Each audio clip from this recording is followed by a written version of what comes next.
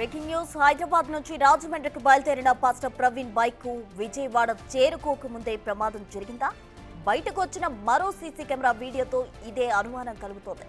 Gollapudi petrol bunk సాయంత్రం 4:50 ప్రవీణ్ చేరుకున్నారు. అప్పటికే బైక్ హెడ్లైట్ ఊడిపోయి వేలాడుతుంది. బైక్ నడపడంలో పాస్టర్ ప్రవీణ్ ఇబ్బంది పడ్డట్టు కనిపించారు. పెట్రోల్ కొట్టించుకున్న తర్వాత పాస్టర్ ప్రవీణ్ అక్కడి నుంచి వెళ్లిపోయారు.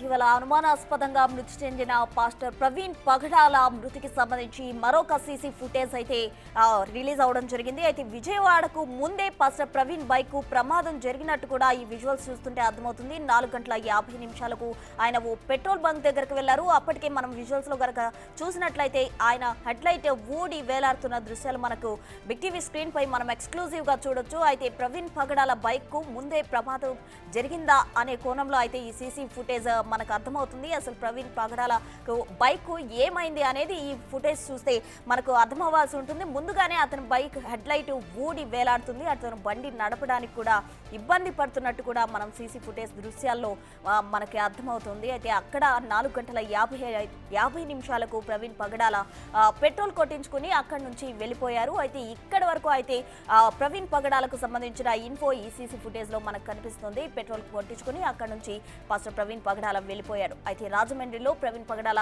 మృతి అనుమానాస్పద మృతిగా క్రైస్తవ సంఘాలు ఆరోపిస్తున్నాయి. ఎవరో హత్య చేశారంటూ కూడా ఇప్పటికీ అతని హత్యకు సంబంధించి ఎటువంటి కూడా ఇది హత్య లేకపోతే ప్రమాదమా అనేది ఇంతవరకు తేలని పరిస్థితి. అయితే మరో సీసీ కెమెరా వీడియో వెలుగులోకి వచ్చింది. దీంతో ఏమైనా కేసుకు సంబంధించి పురోగతి వచ్చే అవకాశం ఉందా అనేది మనం వేచి చూడాల్సి ఉంటుంది.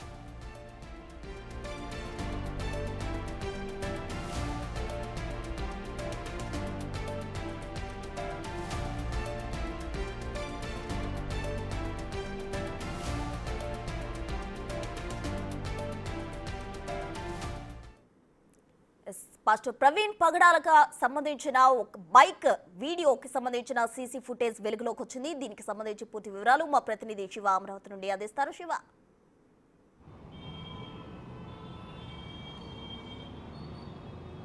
మొత్తం మీద చూసుకుంటే పాస్టర్ ప్రవీణ్ మృతికి సంబంధించి ఇంకా అనుమానాస్పదమే కొనసాగుతోంది. ఏం జరిగింది ఏంటి అనేది దాదాపుగా 6 రోజుల కాలంగా పోలీసులు విచారణ చేస్తూనే ఉన్నారు.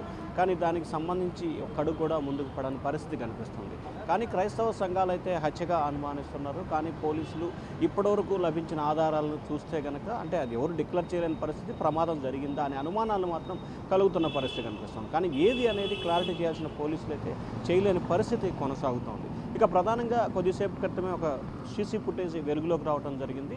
ఏదైతే గొల్లపూడి అంటే విజయవాడకు హైదరాబాద్ నుంచి సూర్యాపేట మీదుగా జగ్గేపేట అంటే ఏదైతే చిల్లకల్లు ఆంధ్రప్రదేశ్ సరిహద్దు ప్రాంతం చిల్లకల్లు చేరుకొని అక్కడి నుంచి నందిగామ నుంచి కేసర నుంచి గొల్లపూడి చేరుకొని గొల్లపూడిలో ఒక పెట్రోల్ బంకులో ఆయన పెట్రోల్ కొట్టించుకుంటున్న విజువల్స్ ఒకటి వెలుగులోకి రావడం జరిగింది. అప్పటికే హెడ్లైట్ పగిలింది. ఆయన పెట్రోల్ కొట్టించుకోవడానికి కూడా బండి నడపడానికే చాలా ఇబ్బంది పడుతున్న విజువల్ కనిపిస్తుంది. అంటే ఆయన చాలా ఇబ్బంది పడుతున్నారు అక్కడి నుంచి రావడానికి. విజువల్లో మనం ఎక్స్క్లూజివ్గా చూసుకుంటే కనుక ఖచ్చితంగా ఆయన పెట్రోల్ కొట్టించుకోవడానికి బండి నడపడానికి చాలా ఇబ్బందికర పరిస్థితి ఉంది. ఒక దశలో అపస్మారక స్థితిలో ఉన్నారా అనే అనుమానానికి కూడా తావిస్తున్న పరిస్థితి కనిపిస్తూ ఉంది. చాలా నీరసంగా ఉన్నాడని చెప్పి కూడా ఉదయం ఎస్ఐలు అలాగే స్థానిక టీ స్టాల్ నేతలు చెప్పారు. అంటే సరిగ్గా 4:51 ఆయన గొల్లపూడి పెట్రోల్ బంక్ వద్ద పెట్రోల్ కొట్టించుకొని 5:30 సమయంలో అంటే 40 నిమిషాల వ్యవధిలో ఏదైతే విజయవాడకు సంబంధించి గొల్లపూడి నుంచి దుర్గగుడి ఫ్లైఓవర్ అదొక 3 కిలోమీటర్లు ఉంటుంది. అక్కడి నుంచి ఆర్టీసీ బస్టాండ్ నుంచి కూడా వారధి వైపు వారధ్ జంక్షన్ నుంచి కూడా మళ్ళీ ఏదైతే బెన్ సర్కిల్ ఫ్లైఓవర్. సో ఇప్పుడు మనం విజువల్స్లో చూసుకోవచ్చు బెన్ సర్కిల్ ఫ్లైఓవర్. సో ఈ కింద నుంచి ఆయన వచ్చిపోయిన పరిస్థితి కనిపిస్తూ ఉంది. సో ఏదైతే ప్రస్తుతం బెన్ సర్కిల్ ఫ్లైఓవర్ వద్ద మనం ఉన్నాం, ఈ ఫ్లైఓవర్ని స్ట్రైట్గా వెళ్ళిపోతే ప్రస్తుతం ఏదైతే మహానాడు జంక్షన్, ఆ తర్వాత ఏదైతే రామవరపాడు రింగు, అక్కడ రామవరపాడు రింగు దగ్గర ఆయన నడపలేని పరిస్థితి, నీరసంగా ఉండు అక్కడ కింద కూర్చున్న పరిస్థితి కనిపించింది. వెంటనే అప్రమత్తంగా అక్కడ గమనించిన ట్రాఫిక్ ఎస్ఐ సుబ్బారావు ఆయన వెంటనే పట్టుకొని ఏం జరిగిందని చెప్పి ఆయన అక్కడి నుంచి తీసుకువెళ్ళి టీ ఇప్పించే ప్రయత్నం చేశారు. అప్పటికే 5:30 నుంచి 8:30 వరకు కూడా ఆయన దాదాపుగా 2 గంటల పాటు అక్కడ రెస్ట్ తీసుకున్నారు. అలాగే అక్కడ టీ స్టాల్ నిర్వాహకుడు నాగార్జున కూడా ఆయనకి లైట్ పగులుంది, దానికి దారం ఇచ్చి కట్టాడు. కానీ దారం కట్టినప్పటికీ ఆ లైట్ నిలబడలేదు. తాడు తీసుకొస్తానని చెప్పి నాగార్జున, ఇటు ఎస్ఐ సుబ్బారావు ఇద్దరు చెరొక వైపు వెళ్ళారు. వచ్చేలోపే ఆయన అక్కడి నుంచి వెళ్ళిపోయిన పరిస్థితి. సో ఇప్పుడు సీసీ ఫుటేజ్లో లభించిన ఆధారాలని మనం చూసుకున్నా కానీ, లేకపోతే ఉదయం ఎస్ఐ అలాగే ట్రాఫిక్కు సంబంధించిన ఎస్ఐ సుబ్బారావు కానీ, లేకపోతే టీ స్టాల్ నిర్వాహకుడు నాగార్జున చెప్పిన అంశాన్ని బేరేజ్ వేసుకుంటే ఆయన విజయవాడ వచ్చేసరికి ప్రమాదం జరిగి ఉంటుందా, లేకపోతే వేరే ప్రమాదం ఏమైనా జరిగిందా, లేకపోతే ఉదయం 11 గంటలకు ఆయన హైదరాబాద్ నుంచి బయలుదేరి భారీ స్థాయిలో ఉష్ణోగ్రత ఉన్న నేపథ్యంలో వడదెబ్బ లాంటి తగిలి నీరసం అయ్యారా అనే దానికి సంబంధించి కూడా తేలాల్సిన పరిస్థితి ఉంది. పోస్టుమార్టం రిపోర్ట్ వస్తే దీనికి సంబంధించి కొంత క్లారిటీ వచ్చే అవకాశాలు కనిపిస్తున్నాయి. అలాగే నీరసంగా ఉన్నప్పటికీ 8:30 సమయంలో నీరసంగా ఉన్నారు. లైట్ పగిలిపోయినప్పటికీ కూడా ఆయన నేను రాజమండ్రి వెళ్ళాలి అని చెప్పి వారు తాడు తీసుకొచ్చేలోపే రామవరపాడు రింగ్ నుంచి వేగంగా వెళ్ళిపోయారని చెప్పి కూడా చెప్తున్నారు. సో మొత్తం మీద 24వ తేదీ సాయంకాలం జరిగిన ఈ వ్యవహారానికి సంబంధించి ఈరోజు 31వ తేదీ అంటే దాదాపుగా 7 రోజుల వ్యవధిగా దీనికి సంబంధించి పాస్టర్ ప్రవీణ్ మృతికి సంబంధించి అనుమానాస్పదమా లేకపోతే హత్య లేకపోతే ఇంకోట అనేది ఒక ఉత్కంఠ అయితే 7 రోజులుగా కొనసాగుతూ ఉంది. కానీ పోలీసులు దీనిపై సమగ్రమైన విచారణ కొనసాగించాల్సిన పరిస్థితి ఏర్పడింది. ఒకవైపు పోలీసులు విచారణ చేస్తూనే ఉన్నారు. విజయవాడ నగరానికి సంబంధించి ఏదైతే గొల్లపూడి సమీపంలో ఉన్న దగ్గర నుంచి రామవరపాడు రింగు రోడ్డు దగ్గర నుంచి అవతల ఎనికేపాడు వరకు అంటే విజయవాడ పరిధిలో ఉన్న వరకు అన్ని సీసీ ఫుటేజ్ని దాదాపుగా 200 సీసీ ఫుటేజ్ల కెమెరాల డేటాని రాజమండ్రి పోలీసులు తీసుకొని వెళ్ళి వాటన్నిటికి సంబంధించిన వివరాలు సేకరించే ప్రయత్నం అయితే చేస్తూ ఉన్నారు. మరి రేపు ఎల్లుండిలో దీనికి సంబంధించి పోలీసులు ఏ రకమైన కంక్లూజన్ ఇవ్వబోతున్నారనేది ఉత్కంఠ కొనసాగుతోంది. క్రైస్తవ సంఘాలు అయితే మాత్రం హత్యగా ఆరోపణలు చేస్తున్న పరిస్థితి కనిపిస్తూ ఉంది.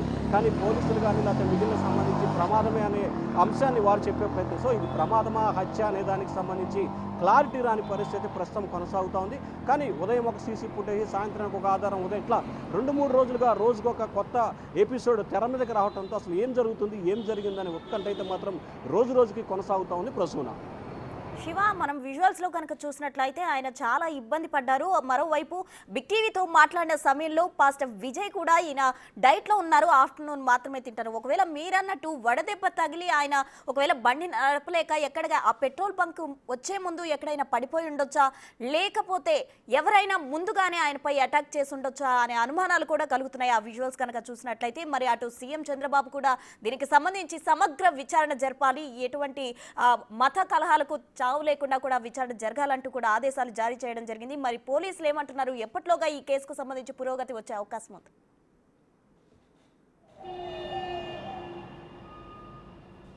ఇక్కడ ప్రధానంగా మనం ఇప్పుడు గొల్లపూడి సీసీ ఫుటేజ్ విజువల్స్ని మనం ఎక్స్క్లూజివ్గా చూస్తున్నాం.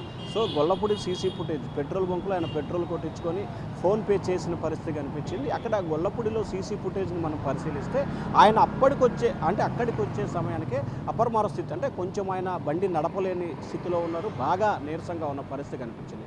అయితే ఒకటి వడదెబ్బ ఉండాలి, 2 ఎవరైనా అటాక్ చేస్తే అసలు బండి నడపలేని పరిస్థితి ఏర్పడుతుంది, లేదా ఏదైనా ప్రమాదం జరిగితే బండికి డ్యామేజ్ అవ్వాలి. కానీ ఎవరినైనా అటాక్ చేస్తే ఆయన మీద అటాక్ చేయాలి కాబట్టి ఆయన అసలు బండి నడపలేడు. ఎక్కడైతే అటాక్ జరిగిందో ఒకవేళ జరిగితే కనుక ఎక్కడైతే జరుగుద్దో అక్కడి నుంచి ఆయన కదలలేని పరిస్థితి ఉంటుంది. కానీ అటువంటి పరిస్థితి లేదు. డైరెక్ట్గా ఆయన ఉదయం 11 గంటలకి హైదరాబాద్లో బయలుదేరాడు కాబట్టి హైదరాబాద్ నుంచి విజయవాడకి బైక్ మీద ప్రయాణం చేయాలంటే సుమారు 4 నుంచి 4:30 గంటల సమయం పడుతుంది. అంటే ఖచ్చితంగా ఆయన 11 గంటలకు హైదరాబాద్లో బయలుదేరితే సరిగ్గా గొల్లపూడి అంటే ఇబ్రహీంపట్నం రింగు రావడానికి 4 అయి ఉంటుంది. అక్కడి నుంచి ట్రాఫిక్ ఉంటుంది కాబట్టి ఇబ్రహీంపట్నం రింగు నుంచి గొల్లపూడికి ఒక 50 నిమిషాల సమయం పట్టింది. అయితే మధ్యలో భోజనానికి సంబంధించి కానీ ఇతర వాటికి సంబంధించి ఆయన 1 గంట వరకు రెస్ట్ తీసుకున్నట్లు కూడా అంటే ఈ టైం షెడ్యూల్ని బట్టి అర్థమవుతుంది. సో అంటే దాదాపుగా చూసుకుంటే కనుక 4:30-5 గంటల 50 నిమిషాల సమయం పట్టింది హైదరాబాద్ నుంచి గొల్లపూడి పెట్రోల్ బంకుకి పెట్రోల్ కొట్టించుకుంటే ఆగిన సమయం 5 గంటల 50 నిమిషాల సమయం పట్టింది. సో బైక్ మీద రావడానికి సాధారణమైన టైం, ఎందుకంటే 4:30 నుంచి 5:30 గంటల సమయం పడుతుంది విజయవాడ రావడానికి. సో మధ్యలో భోజనానికి గంట ఆగితే ఖచ్చితంగా టైం సరిపోతుంది. సో ఇక్కడ ప్రమాదం జరిగే ఉంటుందా అనేదా, ఎందుకంటే bike head light damage SI ఉంది కాబట్టి ఆయన కింద పడ్డాడా, లేకపోతే వడదెబ్బ తగలటం మూలంగా జరిగిందా, లేకపోతే హైదరాబాద్ నుంచి బయలుదేరే సమయానికే హెడ్లైట్ పగులుందా అనే దానికి సంబంధించి కూడా కొంత క్లారిటీ రావాల్సిన పరిస్థితి ఉంది. ఒకవేళ ప్రమాదం జరిగినా లేకపోతే ఎవరైనా అటాక్ చేసినా కానీ ఆయన అయితే జరిగిన దగ్గర నుంచి కదలేని పరిస్థితిలో ఉంటారు. సో అక్కడి నుంచి గొల్లపూడి రావడం జరిగింది. గొల్లపూడిలో చాలా నీరసంగా ఉండి బండి నడపలేని స్థితిలో ఉన్నప్పటికీ ఆయన అక్కడి నుంచి అంటే 4:51 గొల్లపూడి పెట్రోల్ బంక్ నుంచి రామవడప్పాడు రింగు దగ్గరికి అంటే దాదాపుగా 20 కిలోమీటర్లు 15 నుంచి 20 కిలోమీటర్లు ఉంటుంది. సో ఈ ప్రయాణం కూడా దాదాపుగా 40 నిమిషాల సమయం పడుతుంది. సో ఆయన అక్కడి నుంచి ఇక్కడికి 4:51 ఆయన అక్కడ చేరుకుంటే 5:30 సమయం 40 నిమిషాల సమయం అంటే దాదాపుగా 40-50 నిమిషాల సమయం రామవరపాడు రింగు చేరుకున్నారు. సో అంటే మామూలుగా చేరుకున్నారు కాబట్టి పెద్దగా ఎక్కువ టైం కూడా తీసుకోవాలి. ఎందుకంటే సాయంకాలం పూట Benz circle, Durgagudi flyover, Benz circle ఇదంతా కూడా చాలా ట్రాఫిక్ ఏరియా. సో ఈ ట్రాఫిక్ ఏరియాలో సాధారణమైన టైం వచ్చింది కాబట్టి ఈ ప్రాంతంలో ఎక్కడా కూడా ప్రమాదం జరగలేదు. సో విజయవాడ వచ్చేలోపే ఏమైనా ప్రమాదం జరిగిందా అనే దానికి సంబంధించి దానికి ముందు అంటే నల్గొండ, కోదాడ ఆ ప్రాంతాలకు సంబంధించిన సీసీ ఫుటేజ్ని పోలీసులు స్వాధీనం చేసుకున్నారు. వాటికి సంబంధించిన వివరాలు వస్తే కొంత క్లారిటీ వచ్చే అవకాశం కనిపిస్తూ ఉంది. అక్కడి నుంచి ఆయన బాగా నీరసంగా ఉంటాం, బండి నడపలేని స్థితిలో ఉన్నాడు కాబట్టి ఇక్కడ రామవరపాడు రింగుడి దగ్గర 5:30 నుంచి దాదాపుగా 8:30 అంటే 3 గంటల పాటు 2 గంటలన్నర పైగా ఆయన రెస్ట్ తీసుకున్నారు. ఒక అరగంట పాటు అటు ఎస్ఐ సుబ్బారావుతో ఇటు టీ స్టాల్ నాగార్జునతో కొంత మాట్లాడిన పరిస్థితి. నాగార్జున చెప్పిన సమాచారం అన్నందుకు చాలా యాక్టివ్గా ఉన్నారు. మీరు ఇక్కడి నుంచి వెళ్ళొద్దండి, నేను హోటల్లో రూమ్ పెడతాను, ఎదురుగా హోటల్ ఉందని చెప్పినప్పటికీ లేదు, తను రాజమండ్రి వెళ్ళాలని చెప్పి అతనితో బాగానే మాట్లాడినట్టు చెప్పాడు. అలాగే ఎస్ఐ సుబ్బారావుతో కూడా ఆయన యాక్టివ్గానే మాట్లాడిన పరిస్థితి కనిపించింది. సో ప్రధానంగా అంటే ఇప్పటివరకు జరిగిన పరిణామాలు ఎస్ఐ కానీ లేకపోతే టీ స్టాల్ అతను కానీ లేకపోతే సీసీ ఫుటేజ్లు పరిశీలిస్తే కొంత వడదెబ్బ ఆయన మామూలుగానే ఏదన్నా ఇతరాతర సమస్యల మూలంగానే కొంత నీరసంగా ఉన్నట్లయితే స్పష్టంగా అర్థమవుతా ఉంది. కానీ వేటిని కూడా మనం డిక్లేర్ చేయని పరిస్థితి కనిపిస్తూ ఉంది. ప్రసూన శివ, ఒకవైపు ఇది ఇలా ఉంటే ఫ్యామిలీ మెంబర్స్ ఎవరైతే పాస్టర్ ప్రవీణ్ పగడాల వైఫ్ కావచ్చు, వాళ్ళ ఫ్యామిలీ మెంబర్స్ కావచ్చు, ఒక 3 పేర్లు చెప్పారంటూ కూడా వార్తలు చక్కర్లు కొడుతున్న పరిస్థితి. ఆ 3కి సంబంధించిన వివరాలు సేకరించేందుకు పోలీసులు ఆ దిశగా ఏమైనా చర్యలు తీసుకుంటున్నారా?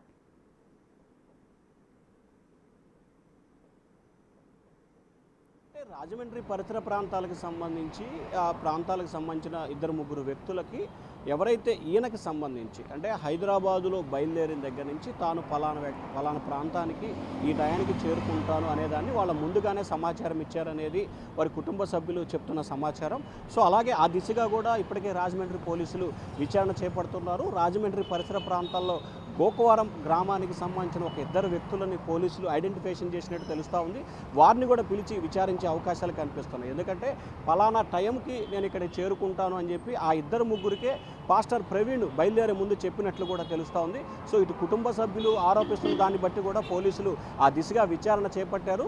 రాజమండ్రితో పాటు రాజమండ్రి పరిసర ప్రాంతానికి సంబంధించిన గోకవరం ప్రాంతానికి సంబంధించిన 2 వ్యక్తుల్ని ఐడెంటిఫికేషన్ చేసినట్టు తెలుస్తూ ఉంది. వారిద్దరిని ఆచూకీ కనుగొని వారిని అదుపులో తీసుకొని విచారించే ప్రయత్నాలు అయితే పోలీసులు చేస్తూ ఉన్నారు. వారిద్దరిని విచారించిన తర్వాత మరికొంత సమాచారం అయితే వచ్చే అవకాశం కనిపిస్తూ ఉంది. ఇక్కడ పోలీసు అధికారులు అయితే కొంత విచారణలో జాప్యం జరుగుతున్న పరిస్థితి కనిపిస్తూ ఉంది.